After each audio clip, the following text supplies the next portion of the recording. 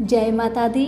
मेरे सभी प्यारे दोस्तों, मैं लक्ष्मी शर्मा बड़ों को चरण स्पर्श, छोटों को प्यार और बराबर वालों को दिल से नमस्कार करती हूँ। आज मैं सुनाऊंगी दशा माता की 9वीं कथा। एक गांव में एक बुढ़िया ब्राह्मणी रहती थी। वह बहुत गरीब थी।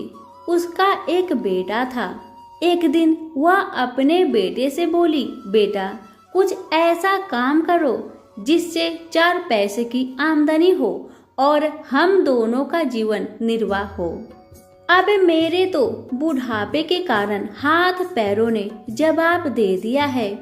तब उसका लड़का गांव वालों के जानवर चराने लगा। एक दिन लड़का पशुओं को पानी पिलाने नदी पर ले गया। वहां पर महिलाएं स्नान करके दशा माता को डोरा ले रही थी। उनके पास एक डोरा बच गया था। उनमें से एक स्त्री ने कहा कि इस लड़के से पूछो कि यह किसका है। तब एक स्त्री लड़के के पास जाकर पूछने लगी, तुम्हारे घर में कौन कौन है?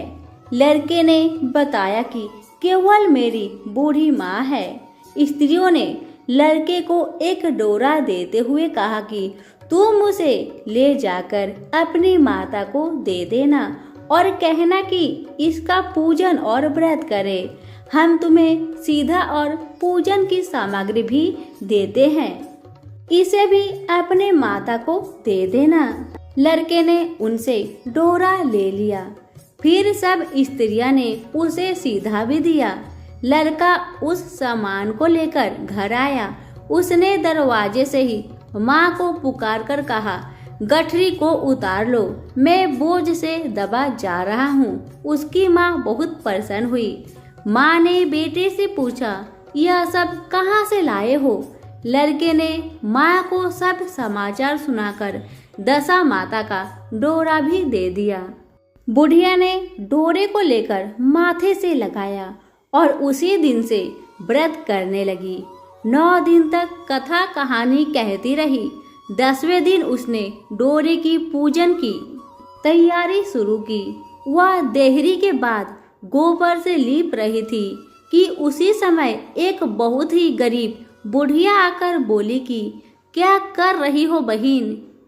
उसने जवाब दिया कि आज मेरे घर पर दशा माता का पूजन है, इसलिए लीप रही हूँ। उस बुढ़िया रूपी दशा माता ने कहा कि मुझे बहुत प्यास लगी है, थोड़ा सा पानी पिला दे। इस पर लड़के की माता बोली, मैं तो इस मिट्टी के बर्तन से पानी पीती हूँ। मेरे यहाँ लोटा लुटिया कुछ नहीं है। तुमको पानी किस में भर कर दूँ? एक कटोरी ही मेरे घर में है।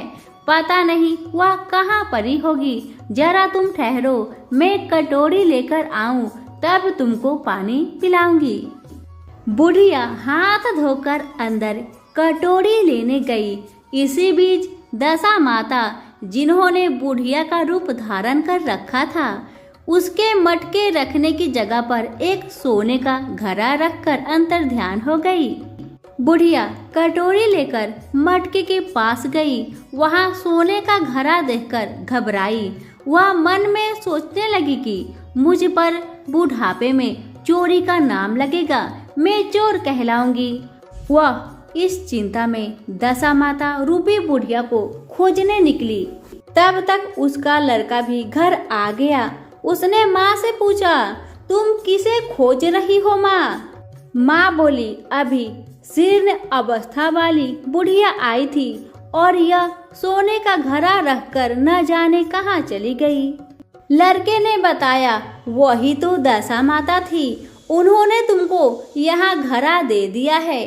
दोबारा फिर कभी वह आए तो उनके स्वागत में कोई भी कमी नहीं रखना और उनकी आज्ञा का पालन करना। जब तुम नदी पर नहाने जाओ तो तुम्हें नदी घाट पर जो भी चीज मिले उसको दशा माता का दिया हुआ प्रसाद समझकर ले लेना। किसी से यह मत पूछ पाछ करना कि यह चीज किसकी है, यह कहाँ से आई है। बुढ़िया नदी में नहाकर बाहर निकली तो उसे सोने का घड़ा भरा हुआ दिखाई दिया और उसके पास ही अच्छे वस्त्र रखे थे।